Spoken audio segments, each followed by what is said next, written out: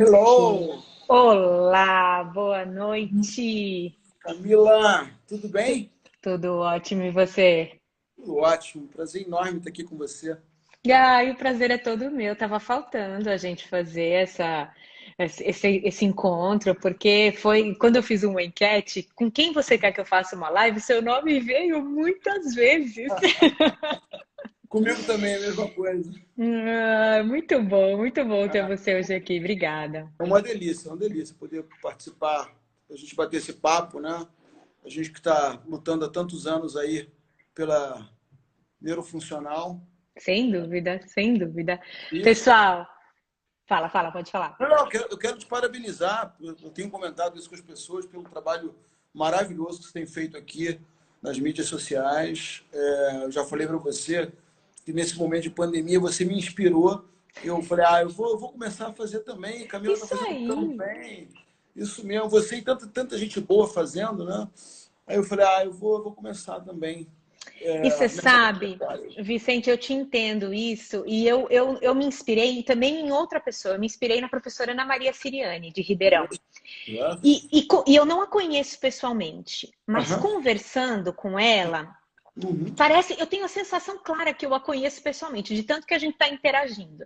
E ela falou Tá. assim para mim, Camila, eu não estou fazendo isso por eles, eu estou fazendo isso por mim, para me manter ativa nesse período maluco. E eu entendi, e para mim está fazendo muito sentido, porque essa troca, essa sensação de que assim, a gente está com eles estão com a gente, e você está ativo, respondendo e pensando, isso está mantendo a gente são, porque senão a gente pira. Então eu estou amando fazer isso. Saúde mental. Isso aí. Eu tô adorando a troca, as mensagens, elas acalmam o coração da gente, os feedbacks, o pessoal fala, nossa, como tá bom te acompanhar, como eu tô aprendendo, e assim vai. Então, tá uma delícia. Eu tô fazendo por mim, mas que bom que tá inspirando os outros, que bom que tá ajudando todo mundo. Você sabe que a minha filha mais velha virou para mim e falou assim: pai, você tá com saudade da aula, né? Porque, É isso mesmo. É isso mesmo. porque às vezes a gente faz da live um bate-papo, às vezes a gente faz da live uma aula, e é gostoso isso. E como a gente aprende com os colegas, né? É Isso é isso mesmo. fantástico. É uma Eu tô troca aprendendo fantástica. muito com todas as pessoas que eu convido para a live e o pessoal tá adorando. Então eu acho que a gente Né? está juntos fazendo a área também dar um salto e crescer. Sejam Eu tenho conhecido várias bem-vindos. pessoas pela É, live eu que eu não também. conhecia, eu não conhecia de face to face, e agora eu tô vendo as pessoas, vendo o trabalho das pessoas, muito legal, muito legal. Muito, muito. Eu acho que foi um legado, apesar do caos, foi um legado extremamente É. positivo que a gente está deixando e que está se abrindo aí, né? Ó, deixa eu avisar o povo aí as regrinhas gerais para os novos. Sejam bem-vindos, cliquem nesse aviãozinho que você está vendo aqui do lado. Sinalize, mande para as pessoas que estão aí na sua lista de que a gente entrou ao vivo e a gente vai falar de Boba TPNF. Clica nesse aviãozinho e manda para os seus amigos que assim mais gente vem acompanhar essa live de hoje. Então, a ideia, na verdade, né, Vicente, eu já tive uma outra live semelhante a essa com o Paulo Motter, mas foi num outro momento, eu tinha bem menos seguidores, ele também, e muita gente começou a pedir de novo, ai, por favor, faz de novo uma live. Então eu falei, bom, vamos recuperar algumas coisas que a gente conversou na live anterior, em termos de diferenças e semelhanças, e aí a gente tenta avançar um Exato. pouquinho a mais, né? Então eu queria para Claro. os meus seguidores que não te conhecem, que você se apresentasse para eles poderem te conhecer e a gente poder começar a conversar. Tá ótimo, maravilha. Então, eu sou José Vicente Martins, eu tenho 28 anos de formado, tô ficando velhinho, né? 28 anos de formado, sou professor de fisioterapia neurofuncional da UFRJ desde 97. Sou chefe do setor de fisioterapia do Instituto de Neurologia Adelino Couto, que é um hospital da UFRJ, onde eu supervisiono o estágio. E lá nós temos um laboratório de pesquisa coordenado e chefiado pela professora Cláudia Vargas, que é uma grande neurocientista. E nesse laboratório a gente tem uma linha de pesquisa em controle motor. Uhum. E a linha de pesquisa que eu tenho seguido de plexo braquial. Então, é um Ok. laboratório bem bacana. Nós temos lá, vai comprar análise cinemática, nós temos dinamômetro, EEG, EMG, TMS. É um laboratório bem completo, bem legal. E a gente tem estudado o que acontece com os pacientes pós-lesão de plexo braquial, principalmente os pacientes após a neurotização, a transferência de nervo. Então, o que acontece clinicamente e o que acontece também no cérebro dos pacientes. Perfeito. PMS, muito bacana, plasticidade cortical. Legal. E sua trajetória com o PNF? Pois é, e aí a minha trajetória com o PNF mudou minha vida, né? Eu como você, no conceito Bobat, eu comecei no PNF na década de 90 aqui.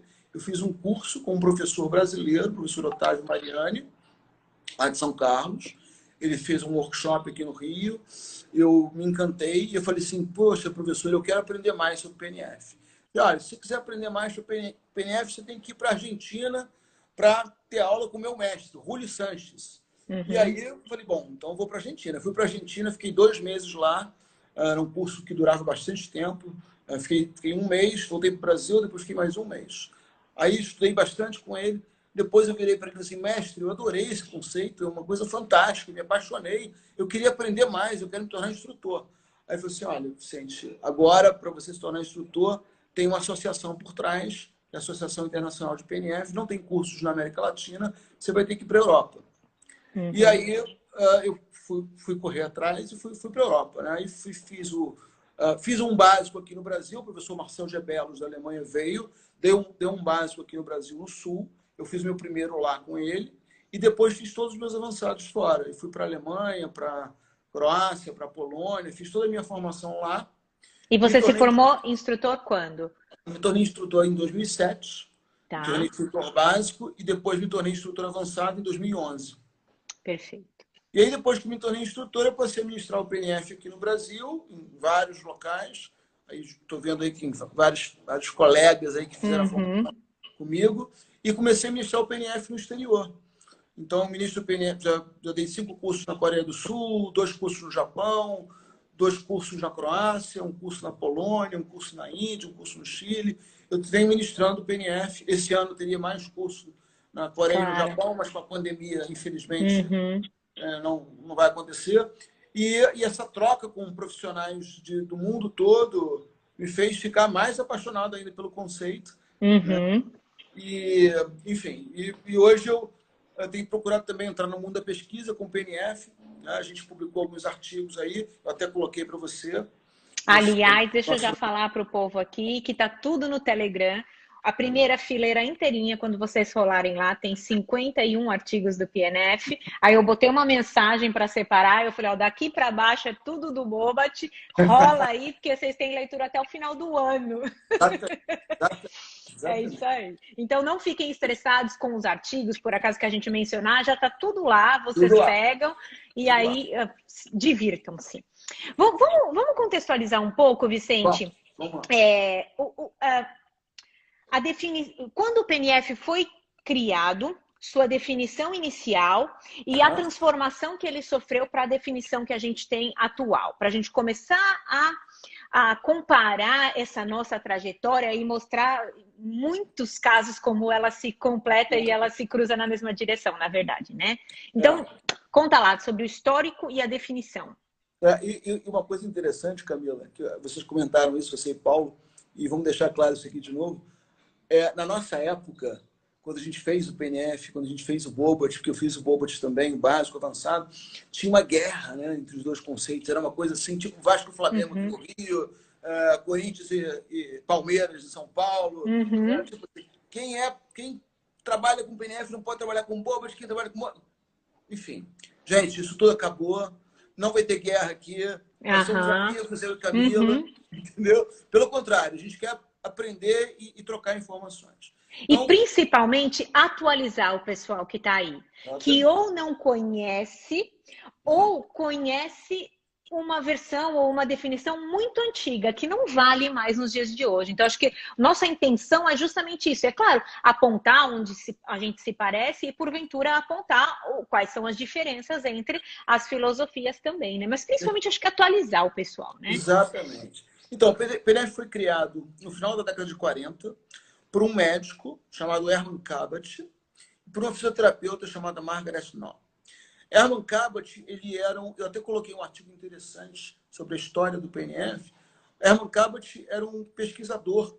Ele trabalhava com ciências básicas no começo. Ele foi trabalhava com neurofisiologia e estudava muito os princípios de Charles Sherrington na época, né? E depois ele se tornou um neurologista clínico. Uhum. E ele começou, então, o conceito PNF, ele saiu da teoria e veio para a prática, porque ele estudou esses princípios neurofisiológicos de Sherrington e pensou, como é que eu posso aplicar isso aos pacientes com disfunções do aparelho locomotor?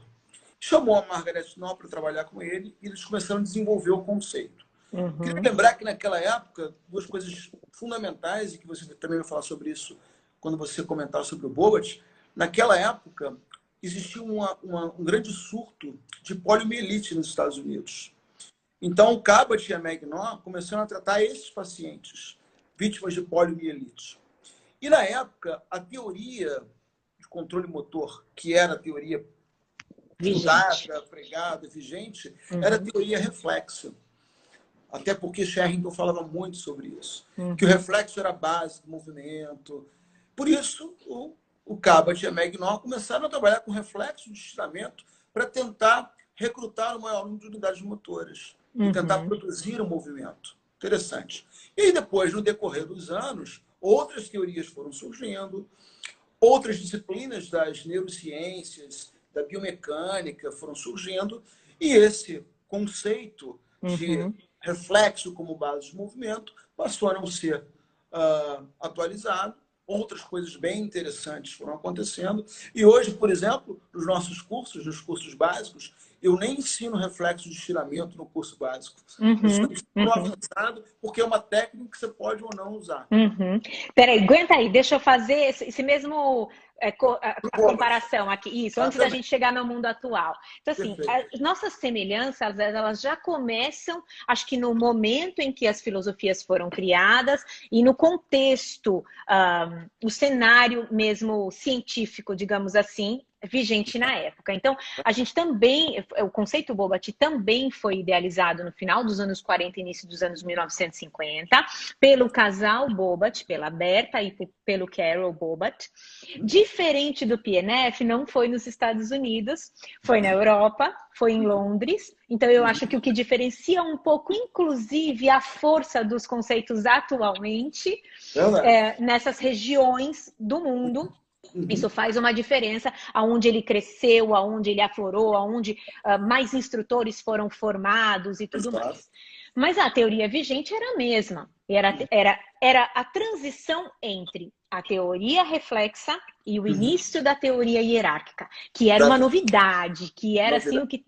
Qual é a novidade na neurofisiologia, né, ou na neurociência? Era a teoria hierárquica. Então, que os movimentos, eles ocorriam a partir da sucessão de reflexos, verdade, teoria reflexa, mas que os centros superiores controlavam hierarquicamente e só nessa direção os centros inferiores. O que significava, então, que quando havia uma lesão nos centros superiores, havia uma dissolução dessa hierarquia e os centros inferiores tomavam conta. Então, essa era a explicação para todos os fenômenos que, no momento, a Mrs. Bobat via. O conceito Bobat também surgiu da prática, e da prática foi tentar buscar explicações teóricas, que, no caso, foi do casal. Então, ela... inicialmente profissional de educação física, depois se graduou como fisioterapeuta, pedia explicações para o marido, que era um neurofisiologista médico. Exato. E ele tentava trazer essas teorias para explicar o que ela via. Então, ela via que, por exemplo, quando ela alongava de forma mantida um músculo espástico, ele diminuía a espasticidade. Ela via que, por exemplo, quando ela massageava um determinado tecido mais enrijecido, ele amolecia. Ela via, então, ela mudava o tronco, alguma coisa acontecia que o tônus na mão reduzia. Era isso que ela vivenciava e ela experimentava, testava, deu certo, eu repito, não deu certo, eu não repito, e tentava buscar as informações no fundo teórico que o Carol Bobat deu. Exato. Então, esse também foi o cenário em que o conceito foi criado e que perdurou, eu diria, até perto dos anos 80, quando teve um primeiro boom de atualização ou de mudança, Certo. né? E depois, quando veio a CIF, e Uhum. depois, agora, bem pertinho, 2016, 2017, quando a gente fez a nova revisão da definição. Então, vai você de novo agora. Me conta o desenrolar dessa história, desse começo, para como o PNF está nesse momento. Perfeito. E aí, exatamente como você falou, a gente passou dessa transição da teoria reflexa para a teoria hierárquica, o cérebro grande general, a medula espinhal, o soldado, aquela coisa, né? E isso durante muito tempo. E engraçado, Camilo, como tem gente que ainda hoje acha que os conceitos trabalham dessa forma. Né? Exato. Exatamente. Se a gente tiver que deixar uma mensagem, eu acho que é essa, inicialmente. Exatamente. Que é assim, para a gente poder falar sobre o que a gente está se propondo a falar, minimamente a gente tem que usar as informações mais atualizadas. Exato. Eu posso não concordar, não utilizar, mas desde que eu use uma argumentação atual. Aí, ok, não é? Exatamente, exatamente. Então, a gente foi seguindo, novas teorias de controle motor foram surgindo, muita ênfase em neurociência, em aprendizagem motora, controle motor. E aí, a Associação Internacional de PNF foi criada em 1990. Olha que interessante. A gente muito também. tempo depois. O Ibiza também. Em 1980. A gente foi em 1990. E olha que interessante. Apesar do PNF ter sido criado nos Estados Unidos, ele foi muito mais desenvolvido, divulgado e ensinado na Europa. Perfeito. Eles mudaram para lá? Eles ficaram um tempo lá? Não, porque Knorr, Dorothy Voss e depois as discípulas começaram a ensinar o PNF em vários países europeus. Né? Isso é interessante, Camila, porque até hoje nos Estados Unidos existem pessoas que ainda conhecem o PNF antigo. Eles chamam de D1 e D2, os padrões do PNF. Né? É engraçado isso, né? E hoje nós temos muito mais instrutores fora dos Estados Unidos do que lá. Perfeito. Nós também. Nos Estados Unidos nós temos 3 instrutores. Olha. E na Europa nós temos quase 200. Olha só. Então é uma diferença muito... No total, nós somos em 350. Em quantos vocês são? Hoje em dia, pelo último meeting que a gente viu lá, ativos em torno de 70 a 80. Nossa, vocês ainda têm muito para crescer. Nós somos poucos. Exatamente. Agora, tem a maior parte dos instrutores, a maior parte da Europa. Nós temos muitos instrutores na Alemanha e eu acho que o PNF começou a ter um corpo bacana com esses instrutores alemães, porque você sabe muito bem, os alemães eles têm uma visão linda sobre terapia manual, sobre controle motor. Então, lá é o maior número de instrutores. Hoje nós temos vários instrutores na Ásia, na Coreia, no Japão, já temos instrutores, uma instrutora em Hong Kong.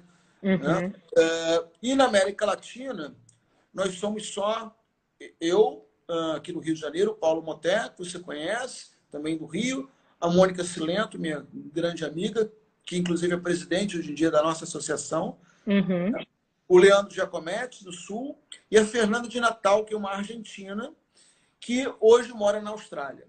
Então, a gente ainda tem o papel de ensinar o PNF na América Latina, nós 4. Entendi. Então, vocês são em 5 no Brasil? Na América Latina, 5. Exatamente. Na América Latina inteira? Exatamente. Ok. Só isso. E sendo que eu, Mônica e Fernanda somos instrutores avançados, então a gente pode ensinar os cursos avançados e o Paulo e o Leandro são instrutores básicos. Entendi. Então vamos lá. Então vocês têm, só antes da gente chegar na definição, então já que você está falando das associações, só para a gente organizar, eu sou muito didática, Vicente. Eu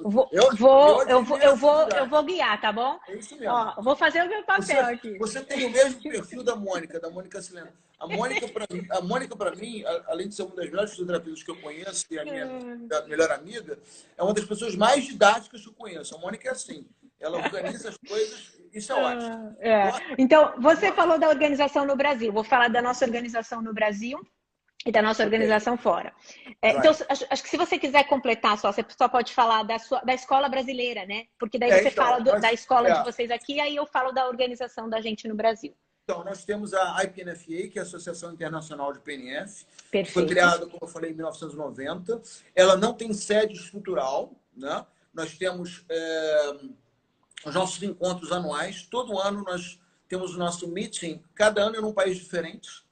A cada 4 anos, o meeting em Valerro, onde tudo começou. Então, de 4 em 4 anos, o meeting é lá. Esse ano, infelizmente, nós não vamos ter. Nós também não. Mas nós vamos ter um encontro online. Eu Nós fui também. convidado para falar pela América Latina. Eu vou dar uma palestra sobre disfunções de membro superior usando o PNF.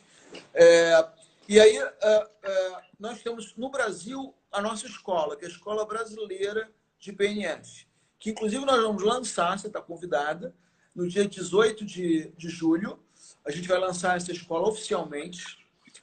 E essa escola, a gente vai ter um site. Nesse site, nós vamos colocar nossas agendas lá de cursos e informações sobre o conceito PNF. Ô, galera, vou desativar as comunicações que vocês estão, os comentários que vocês estão conversando aí entre eles. Presta atenção em nós aqui, daqui a pouco eu libero os comentários. Vamos lá. Eu também não sou muito democrática não, viu, Vicente? Beleza, Na fila da democracia eu pulei. Tá certo. E aí o objetivo da escola, ela é só para instrutores ou quem faz os cursos vai poder ser filiado? Como Quem faz os cursos vai se tornar membro da escola. Okay. E aí lá tem acesso, por exemplo, aos nossos vídeos. Vídeos das técnicas de PNF, dos padrões de PNF, acesso aos nossos artigos, acesso às informações dos cursos. Vai ser uma coisa bem interessante. A gente vai fazer um encontro online no dia 18, com nós 4, a professora Fátima Gobi, de São Paulo, que você conhece muito bem. Ela estava aqui, eu vi o nome dela. Uma grande amiga. Uma nossa. honra tê-la aqui. A Fátima se tornou instrutora assistente. Jura? Ela estava no processo para se tornar instrutora. Mas aí, por conta do Einstein, de várias coisas, ela é muito atarefada, ela não terminou a formação para se tornar instrutora. Mas a gente está tentando empurrá-la novamente. Ela tem muito potencial. Empurra que ela tem muito potencial. Legal. Então, o objetivo da escola é unir os profissionais que fizeram a formação para que eles possam se atualizar, para que eles possam obter informações atualizadas com vocês, estarem unidos, poderem se indicar. Esse é o foco. Perfeito. Quanto ao Bobat, então, peraí, quem quiser informações sobre o PNF, quem é habilitado ou não para dar cursos, deve acessar a Associação Internacional, né? A gente tem o Instagram da escola, né? Escola Brasileira de PNF. Então, ali tem. E depois a gente vai ter o site da escola, que vai ser lançado no dia 18. Né? Porque acho que é muito importante a gente colocar isso também, Vicente, porque tem muita gente dando, sei lá, mini cursos introdutórios, venha conhecer o que é o PNF, e a pessoa não passou pelo processo de formação, não é habilitada, às vezes fez um curso há um tempo atrás com vocês, ou às vezes não foi com vocês, e já está ali, né, se colocando como advogando e falando em nome do conceito, o que complica um pouco, né? Eu acho que esse fator também é um fator que complica um pouco a divulgação atualizada dos conceitos, em ambas as associações, né? Em ambos os conceitos. Vira um telefone sem fio, né? A pessoa começa a ensinar uma coisa que ela acha que está certo, ela não tem a padronização dos cursos como vocês têm, como nós temos. Né? Então, assim, se a pessoa quer ensinar, que ela faça a formação, né? Nós ajudamos as pessoas, nós queremos mais instrutores, né? Esse é o ponto, porque não somos nem o IBITA, nem a Associação Internacional, nem a Escola Brasileira, nem a nossa Associação Nacional, que é o GAB, o Grupo Adulto Bobat Brasil. Nós não queremos que sejamos só nós os instrutores. Uma hora a gente vai envelhecer, a gente vai morrer, ou o tamanho do nosso país. Então, sem dúvida nenhuma, a gente quer formar e auxiliar o processo de formação de muitos bons profissionais. A gente tem bons alunos no curso que a gente olha e fala, essa pessoa acho que teria potencial para. Então, nós somos os primeiros, nossa associação, nós somos as primeiras a chamar essa pessoa para conversar, mostrar, dizer, olha, o processo é assim, eu acho que você teria potencial, só que é um processo longo, penoso, árduo. por vezes caro, difícil, mas você teria condições e teria todo o suporte da nossa associação. Então, isso é importante, não é nicho de mercado, ao contrário, a ideia do IBITA é formar cada vez... E o que os novos instrutores, nos últimos 15 anos, têm trazido para o IBITA é impressionante como a associação mudou. Quando eu virei instrutora, foi em 2010, existiam 4 instrutores com doutorado. Sim. E eu era uma delas. Hoje em dia, a gente tem mais de 40 instrutores com doutorado. Com mestrado, é tipo assim, fichinha, vários têm. Então, quer dizer, existe um desejo, uma necessidade de crescimento, de aprimoramento profissional. E isso acho que fundamenta e mostra por que ainda estamos vivos, por que ainda somos conceitos tão mencionados e utilizados no mundo todo, ainda a despeito de tudo que saiu e que surgiu depois. Exatamente. Né? Exatamente. Então, eu acho que isso mostra talvez assim uma história, um respeito, uma atualização e uma força. Exatamente. E só para fechar, então, essa coisa das associações, então, aqui no Brasil, a nossa associação é o GAB, internacionalmente, a nossa associação é o IBITA, e no GAB nós somos os 6 instrutores, do adulto. Então, gente, eu não tenho nem o curso infantil. Eu nunca nem fiz o curso infantil, eu não sei absolutamente nada. O IBITA é a associação adulto. Não existe uma associação única internacional infantil. Não existe uma única associação infantil no Brasil. Para te falar a verdade, existem 4. E isso explica várias das divergências. Então, assim, eu não sei falar, eu não advogo pelo infantil, eu não atendo criança, eu nunca atendi criança. Então, a gente fala e tem o respaldo da IBITA, que é a nossa associação internacional. E nós somos em 6 instrutores aqui no Brasil, sendo que só um é a Ana, que é a instrutora avançada. Eu estou em processo de formação. 6 instrutores. Bacana. Então, mas também somos pequenos, nosso país é enorme. A gente tem uma instrutora em formação, em processo, uma candidata, né, em formação, e a gente tem uns que estão namorando, assim, querendo começar e tal. Então, assim, a gente quer crescer, a gente tem potencial para crescer. Nós temos 4 pessoas aqui no Brasil que eu estou incentivando. Perfeito. Que vão, inclusive, fazer o nível 5, que é o mais avançado, fora. E eu estou dando maior força, porque o que você falou, a gente vai envelhecendo. Eu tenho me dedicado também aos cursos no exterior. Eu todo ano recebo vários convites. Eu tenho convites agora. Ano que vem eu vou ministrar o PNF avançado em Doha, no Catar. Bacana isso, levar o PNF para essas bandas aí. Né? Lógico. A experiência na Índia foi fantástica. Eu adorei ministrar o curso na Índia. Quer dizer, então, a gente precisa de pessoas para começarem a divulgar mais o PNF aqui, porque, enfim, a gente tem que ampliar. Né? Vicente, conta para mim qual é a definição atual do PNF. Tá. Então, olha só, o nome Facilitação Neuromuscular Proprioceptiva foi um nome que sempre existiu como o nome de chefe, o carro-chefe. Porque as pessoas costumam dizer método Cabot, né? E a gente costuma corrigir. Não é método nem é método Cabot. Na verdade, quando o Cabot e a Megnon criaram, eles chamaram de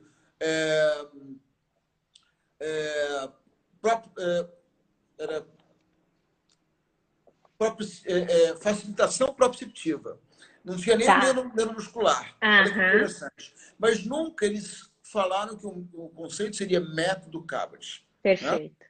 Então, primeiro, não é método porque método é algo que que está ali, está consolidado, você não muda. É conceito. Nós, de 1940 e poucos para cá, nós já mudamos muito, já acrescentamos novos conhecimentos e continuamos mudando. É o que as pessoas brincam. Vicente, eu fiz um curso seu há 2 anos, fiz uma reciclagem agora e já tem coisa diferente. Claro. Porque o conceito é dinâmico. Né? Então, o nome correto é conceito PNF Concept, ou conceito FNP, em português, FNP. facilitação Ok. neuromuscular proprioceptiva. E quais as bases? Onde facilitação significa tornar fácil, que não tem nada a ver com a parte de facilitação, de reflexo, de padrão, nada disso. Facilitação significa tornar fácil algo ou no nível estrutural da CIF ou no nível de atividade da CIF. Né? Neuromuscular, porque o conceito trabalha com desordens do aparelho locomotor. Então, nós atendemos pacientes neurofuncionais, pacientes musculoesqueléticos, pacientes respiratórios, né? E proprioceptiva no real sentido da palavra. Propriocepção, artrestesia e sinestesia. Então, o nosso objetivo é, através da facilitação, melhorar o aparelho locomotor para que a pessoa tenha uma melhor consciência do seu corpo no espaço e uma melhor consciência do movimento. Uma coisa... Sim. Olha, vamos lá. Eu vou aqui só semelhanças, talvez uma pequena diferença. A gente também não é um método.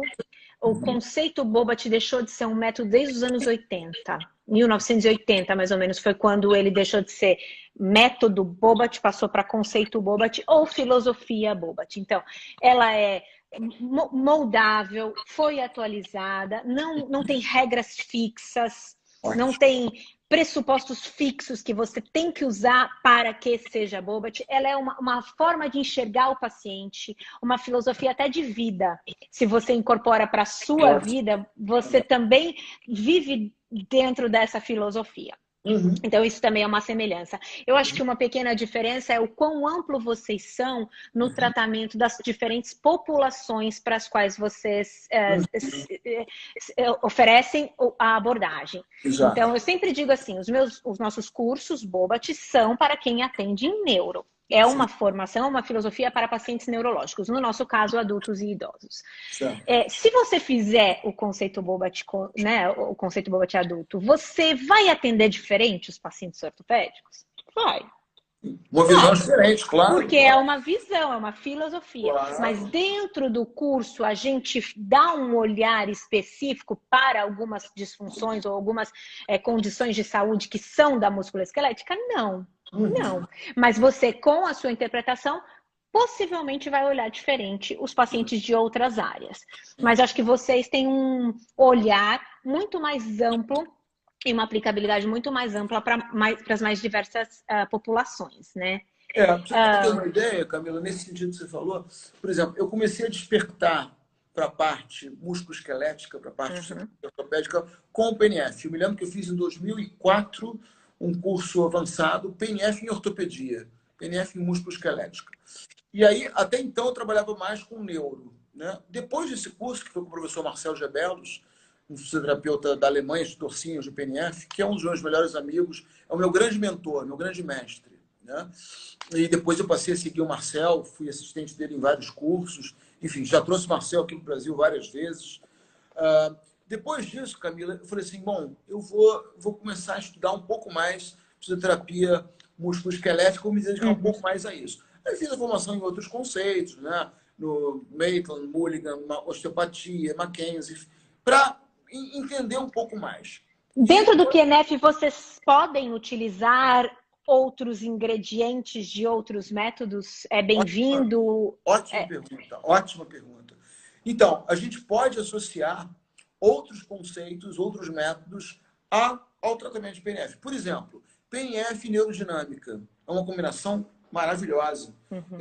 A gente tem, inclusive, nos cursos avançados, alguns módulos que a gente fala de PNF e neurodinâmica. PNF e terapia manual. Tem essa possibilidade.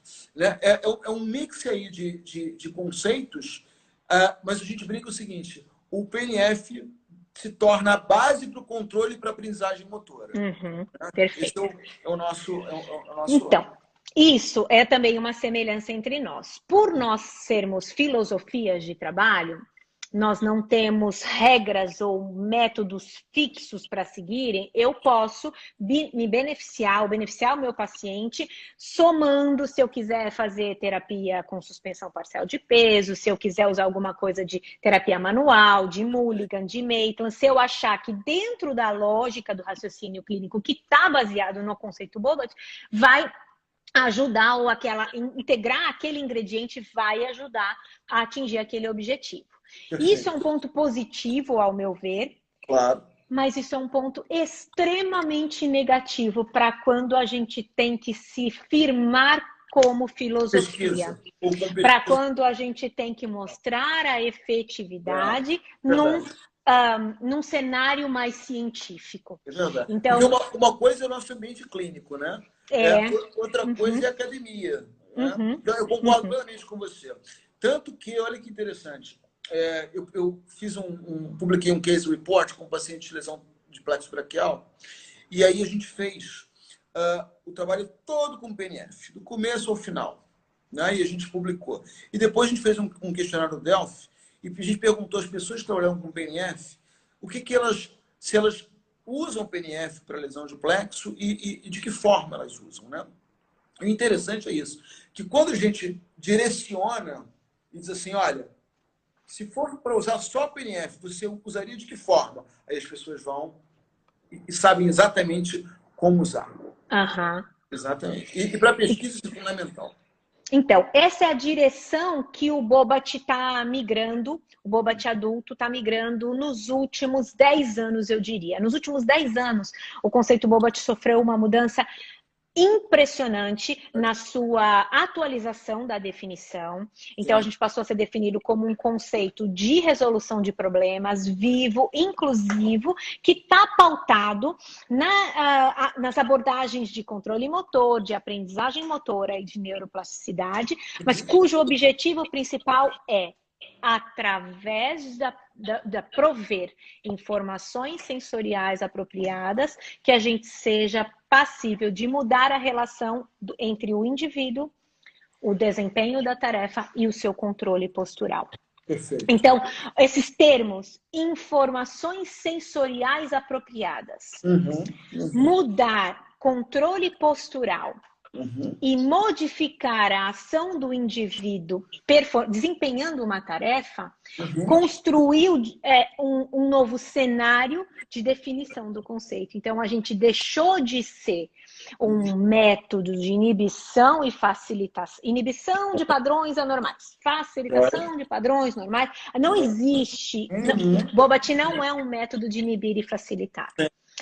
Bobat é uma filosofia de trabalho que acredita que prover informações sensoriais apropriadas modifica o controle postural do indivíduo para que ele mude sua interação ao desempenhar tarefas em diferentes ambientes. A gente usa a facilitação? Usa. E essa facilitação é de 3 formas dentro do conceito Bobat. Ela é manual. Sim. Então, a nossa habilidade manual é muito importante. Então, isso é algo que você desenvolve com o tempo. Você não nasce com isso. É prática. Então, quanto mais pacientes você atende, quanto mais cursos você faz, quanto mais você aplica, quanto mais... e você vai desenvolvendo a sua habilidade manual. Então, habilidade manual, facilitação verbal. Então, o que a gente fala, o que a gente pede, o que a gente dá como instrução ou como correção, como feedback, muda o desempenho do indivíduo. E a nossa facilitação ambiental. Então, a gente usa muito lençóis para conter partes do corpo, almofadas, travesseiros, macas altas, macas baixas, apoio, suporte. Então, a gente pensa muito no ambiente para mudar o que o indivíduo vai interagir. Então, pensa, nesse cenário, a atualização saiu da teoria reflexa hierárquica e foi para uma visão de controle motor muito mais baseada da interação dinâmica do indivíduo com o ambiente, na relação entre os sistemas explicando as respostas do indivíduo, né? Então, nesse contexto, o PNF trabalha como atualmente? Ótimo, foi muito bom você ter falado sobre isso. Eu até me lembro que você fez uma live há pouco tempo. Você comentou exatamente isso. Vocês trabalham nessas 3 formas, né? Do contato manual, do comando da verbal. coisa verbal e da interação com o ambiente. Aí você falou que o PNF não fazia isso. Aí eu coloquei... Não, falei, não é uma das características mais marcantes. Mais marcantes do PNF. Exatamente. Mudar o ambiente. É muito mais lá... marcante a habilidade manual e a feedback verbal, não? E o comando verbal. Isso mudou muito. Eu escrevi lá, não sei nem se escrevi na hora, mas eu escrevi lá. Não, é diferente, mudou. Porque é o seguinte, assim como o Bobat, nós mudamos muito. Né? A gente dá um exemplo clássico daquele Fusca de 1969 para o Fusca atual. O padrão do Fusca é o mesmo, né? Mas a tecnologia é completamente diferente. O Fusca atual é super elegante, né? É um New Beetle, pô, ele é lindo. Exatamente, é lindo. Então, assim, nós temos a nossa base, que são os princípios e procedimentos básicos, as técnicas de PNF e a filosofia. Nessa filosofia, desde a mudança com a CIF, né? Olha que bacana, o PNF sempre trabalhou com funcionalidade. Sempre.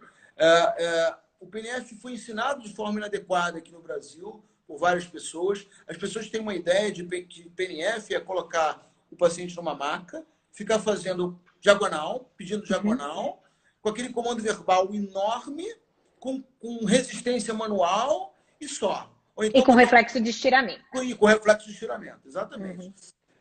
O PNF, depois que começou a ser divulgado e ensinado na Europa, os europeus trouxeram para o conceito coisas muito interessantes, como a CIF. Lembrando que nós temos instrutores que são instrutores do PNF e do Bobat. Você conhece, a Luiz Lapitz, o Benedict Boomer. Então, o PNF trouxe a CIF para o conceito, o PNF trouxe as fases da marcha, biomecânica da marcha para o conceito, que antes não, em Valerro não era ensinado, e depois passou a ser ensinado. O PNF começou a se basear nos 5 tópicos da nossa filosofia. Aí é que vem o que eu vou explicar. Abordagem funcional. Quando nós falamos de abordagem funcional, é exatamente o que vocês falam no conceito Bobat. Exato. Trabalhar tarefas, trabalhar um nível de atividade, pensando em nível de participação. Então, deixa eu fazer um parênteses aqui. Claro. É que eu penso assim, olha, qual método e técnica que hoje em dia não está baseado nisso? Se o método técnico ou filosofia hoje em dia não está baseado em atividade e participação, já é. Não, eu sei que tem, mas assim, está muito fora. Está muito fora. Por isso que os nossos conceitos estão mostrando, olha... Exato. Então, assim, abordagem funcional significa eu vou ensinar, eu vou facilitar o meu paciente a levantar melhor de uma cadeira, a virar melhor na cama, as fases da marcha, a como levar um copo à boca. E o mais interessante, Camila, assim, esse é o primeiro, abordagem funcional. Aí eu já vou passar direto para princípios de controle motor e aprendizagem motora, que também é igual aqui. Da filosofia. Não tem como a gente pensar em controle motor e aprendizagem motora se a gente não pensar com interação no ambiente. Então, se faz parte da nossa filosofia falar de controle motor e aprendizagem motora e estudar controle motor e aprendizagem motora, quando eu estou, por exemplo, facilitando o sentado para de pé com o paciente, se eu não mexer nas variáveis ali daquele ambiente, como a altura da cadeira, posicionamento do paciente, se eu não pensar em tudo que acontece no ambiente, eu não vou conseguir mexer no controle motor do paciente. Aquele tripé básico, né? Indivíduo, tarefa e ambiente.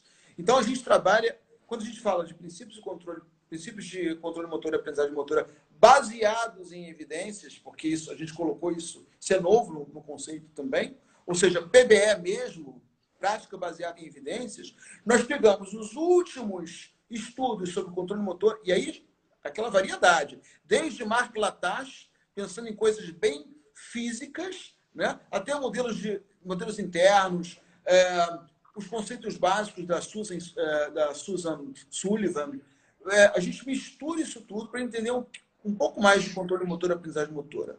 Aí vem o terceiro, abordagem positiva. Quando você falou que vocês usam o Bobat como filosofia, a mesma coisa a gente usa no PNL. Abordagem positiva, o positive approach, é fantástico, que é olhar para o paciente e olhar quais são os pontos positivos que esse paciente tem. O que eu posso usar de partes fortes do meu paciente no atendimento? Como é que eu posso tratar esse paciente pensando nele, no corpo como um todo? Como é que eu posso... Particularmente, essa é um princípio que eu acho até mais forte no PNF do que no Bobat. Uhum. Eu fiz a formação com o Dominic Peckers. Então, assim, é que faz tempo, claro, e eu não segui essa linha depois. Então, assim, eu não acompanhei a atualização. Mas a mobilização de reservas, a abordagem positiva, eu acho super forte no PNF. No Bobat, a gente começa a nossa avaliação tentando detectar aspectos positivos nos sistemas. A gente olha o indivíduo sistemicamente, pensando nas estruturas e funções do corpo oprimido. Mas não é tão forte a nossa intervenção prática em cima dos aspectos positivos quanto eu vejo no PNF. Eu acho essa uma diferença. A mobilização de reserva, você falou, então, lembrando, 5 tópicos, né? Abordagem positiva, princípios de controle motor e aprendizagem motora baseados em evidências, abordagem positiva, mobilização de reservas. O que é mobilização de reservas? É buscar o potencial máximo do nosso paciente. E dentro de mobilização de reservas, isso é lindo. A gente trabalha com diferentes números de repetições. Por exemplo, quando a gente pensa em força, é um número de repetições. Estabilidade, um outro número de repetições. Resistência muscular, um outro número de repetições. E por aí vai. Em ambientes diferentes, isso é uma outra coisa fundamental. O PNF não trabalha só na maca, de forma alguma. O PNF trabalha na maca, trabalha no tatame. No tatame, a gente trabalha em DD, pré-ponte, ponte, DL sobre o cotovelo, side sitting, long sitting, prono nos cotovelos, 4 apoios, ajoelhado, semi-ajoelhado, em pé, half sitting, semi-sentado, em pé, apoio unipodal, várias posições. E não só no ambiente clínico. A gente trabalha também na areia, na grama, subindo rampa, descendo rampa. Né? Uma outra coisa de acordo com a queixa funcional do indivíduo, né? De acordo com a queixa funcional. Eu brinco nos meus cursos avançados, eu disse que nos cursos avançados tem prova, né? Então, e eu não sei se você sabe, mas na Europa, por exemplo, quando você faz um básico e um avançado, o governo de alguns países te dá um benefício a mais no salário. Interessante. Então, para quem é fisioterapeuta e tem o conceito PNF, se ele terminar o básico e o avançado, ele recebe uma quantidade a mais no salário no mês. E na Coreia também. Então, eles querem passar no curso de qualquer forma. Uau! Aí eu brinco assim, Camila, olha só, se eu passar aqui na hora do atendimento e olhar o atendimento todo numa posição só, ó... Já zerou. Não. Porque como é que você quer trabalhar a função de levar um copo à boca em decúbito dorsal? Não pode. É que nem marcha. Nós usamos as barras paralelas, por exemplo, como um ambiente protegido para fazer algumas coisas ali, facilitar algumas fases, como apoio médio, resposta à carga e tal, mas na mesma sessão nós tiramos o sujeito das barras paralelas para trabalhar a marcha como um todo. Né? Olha que legal. E aí vem mobilização de reservas é tão importante para mim, Camila. Eu não sei se eu já te mostrei isso, mas eu tatuei isso aqui no meu braço. Ó. Mas olha só, fiz um print já. Olha isso. Tá feito. Aqui, olha aqui isso. é o lumbrical grip, contato PNF. Aqui está escrito PNF. E aqui em cima, Mobilize Reserves. Eu botei em inglês porque quando eu curso fora do país. Enfim, todo mundo vai entender. Isso, e é uma coisa que eu acho que está fazendo muito, muito bem com as pessoas que te seguem, você ajuda as pessoas a mobilizarem suas próprias reservas. Você dá dica de gerenciamento de tempo, dicas de estudo. Outro dia eu vi você falando sobre dicas de inglês. Muito legal isso. Isso falta para as pessoas de uma forma geral. Eu vou fazer uma live, eu quero te convidar. No dia 16, eu acho, de julho, vou fazer uma live com o Edmur, um grande amigo nosso, sobre, olha o título, neurociência, filosofia, abordagem positiva e felicidade. Ah, que delícia! Agora, é para assistir tomando vinho, tá? Tá bom, você sabe que aqui não há problema quanto a isso. Exatamente. Deixa eu te falar uma coisa. Deixa eu te falar uma coisa. A gente tem 10 minutos, só para a gente gerenciar o tempo aqui. Porque eu acho que o povo deve ter perguntas aqui para nós. Fala. Um tópico da filosofia, que é considerar a pessoa como um todo. Isso significa olhar o paciente como um todo nos seus aspectos físicos, mentais, emocionais. É o modelo biopsicossocial clássico. Eu vou fazer um comentário aqui que eu vejo como talvez uma pequena diferença. A gente também tem uma visão sistêmica sobre o indivíduo, a gente olha a influência dos sistemas, sejam eles musculoesqueléticos, neuromuscular, sensorial, perceptivo, cognitivo, emocional, cardiorrespiratório, blá, blá, blá, todos os sistemas, a influência desses sistemas no desempenho da atividade-alvo do paciente. Então, o que ele deseja melhorar?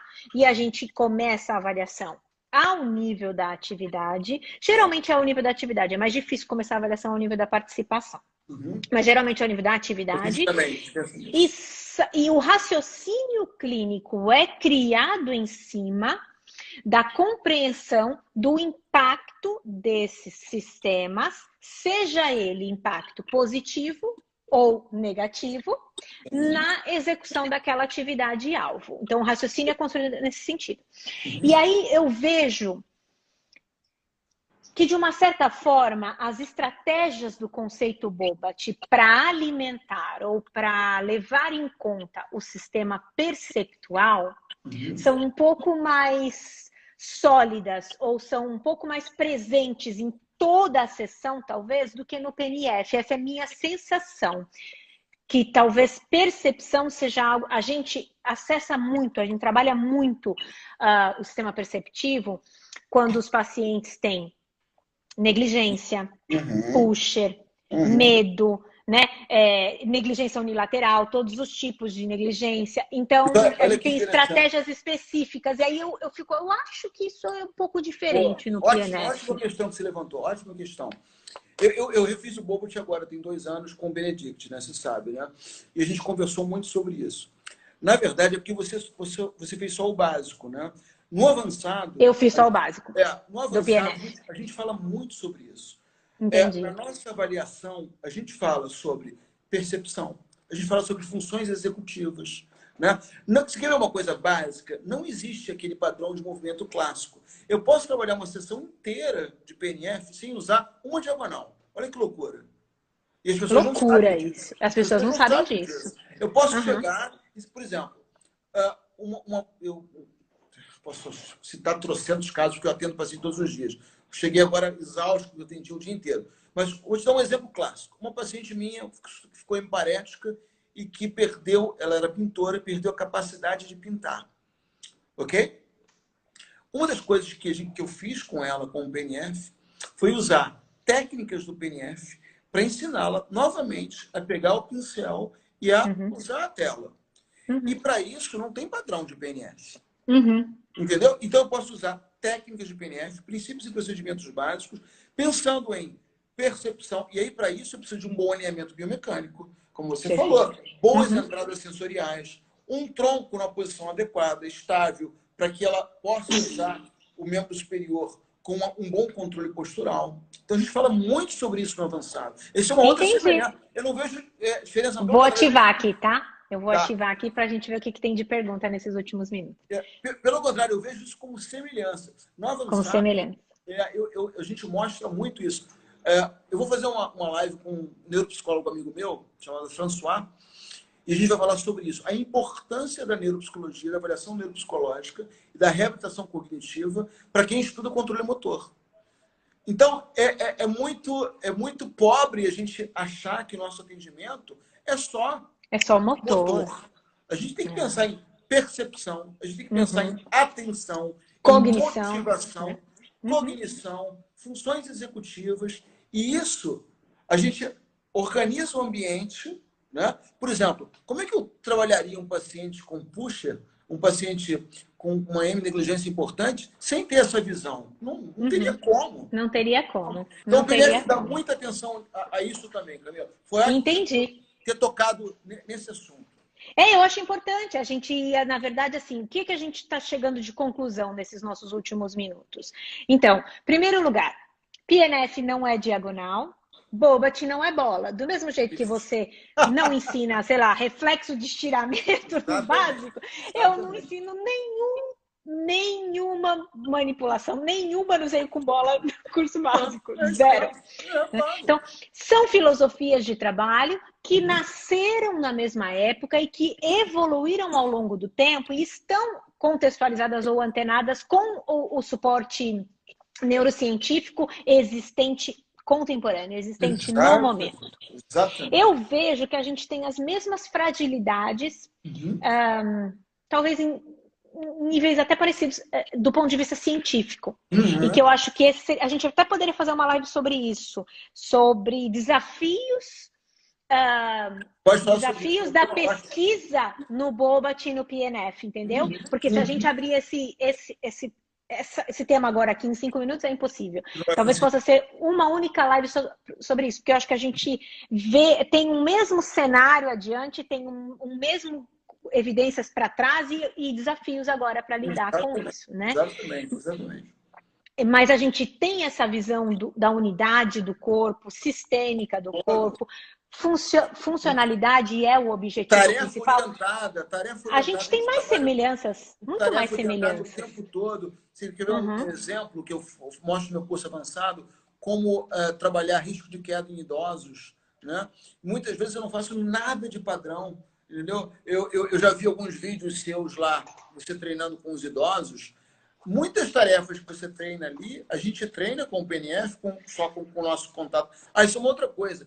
Não existe contato manual padronizado para tudo. O PNF anda com o paciente dessa forma e o Bobat de outra. Não existe. Não. Eu tenho alguns contatos padronizados, mas que eu vou adaptar de acordo com o paciente. É óbvio. Sem dúvida. Com o idoso, por exemplo, o Otago, que é muito usado na Nova Zelândia, foi criado na Nova Zelândia, e vários outros métodos para risk of falling, para risco de queda, a gente consegue adaptar com o PNF, diminuindo a base de suporte, trabalhando tarefas com os idosos, junto com funções executivas, com double task. Isso é PNF puro. É lindo quando a gente acrescenta esses conceitos todos de controle motor. Se você fosse tentar falar uma coisa, assim, super rápido, que você acha que diferencia o Bobat do PNF, o que você falaria? Eu acho que a população. Eu acho que o PNF atende... no conceito PNF, a gente pode atender pessoas musculoesqueléticas, né? E como você falou, o Bobat é mais direcionado para o paciente neurofuncional. Eu acho que é população a ser atendida. Porque eu vejo muito mais semelhanças hoje em dia do que diferenças. Eu também. A forma com que a gente pensa no sistema sensorial é muito parecida. Exatamente. Porque existe um diálogo entre as nossas mãos e os receptores sensoriais do corpo. A gente sabe conversar com o OTG. A gente sabe conversar com o fuso neuromuscular. A gente sabe conversar com os receptores da cápsula articular. Sabe conversar quer dizer, eu sei ativar ou eu sei inibir, se eu quiser, aqueles receptores. Então, e isso faz diferença no onde você toca, como você toca, com que intensidade. Você não põe a mão à toa em nenhum lugar quando você está atendendo. E esse é um problema que muita gente diz assim sobre o Bobat. Os terapeutas Bobat põem muito a mão. E eu digo, é uma arte saber colocar a mão. Porque a mão não é colocada de forma aleatória. Mas é uma arte maior ainda saber a hora de tirar. Exatamente. Porque o paciente tem que ter condições de fazer sozinho. Né? A gente tem menos de 2 minutos. Eu queria te agradecer. Foi uma conversa, um bate-papo super. Vocês não trouxeram perguntas, só aplaudiram. Então tá bom. Eu fiquei feliz aqui com todas as manifestações. Foi uma conversa solta. Adorei, Vicente. Muito obrigada. Ótimo. A gente precisa ter esse tipo de troca e mostrar às pessoas que o mais importante é isso. É conhecimento, é trocar ideias, é buscar o melhor para o nosso paciente. Eu quero aproveitar e convidar você e as pessoas para acessarem meu canal no YouTube, que eu estou colocando várias coisinhas lá, meu canal no Telegram, que está na minha bio, e quinta-feira eu vou fazer uma masterclass sobre TRM, instrumentos de TRM. Perfeito. Fez o merchan, estão todos convidados. Eu queria te agradecer a presença, agradecer a conversa, Obrigado, a troca, querida. o aprendizado. Eu acho que o pessoal curtiu bastante Acho aqui. que sim. Foi uma troca fantástica. Vamos bom, planejar aí essa conversa entre os instrutores? Pode Vamos. ser no YouTube, eu vou planejar isso.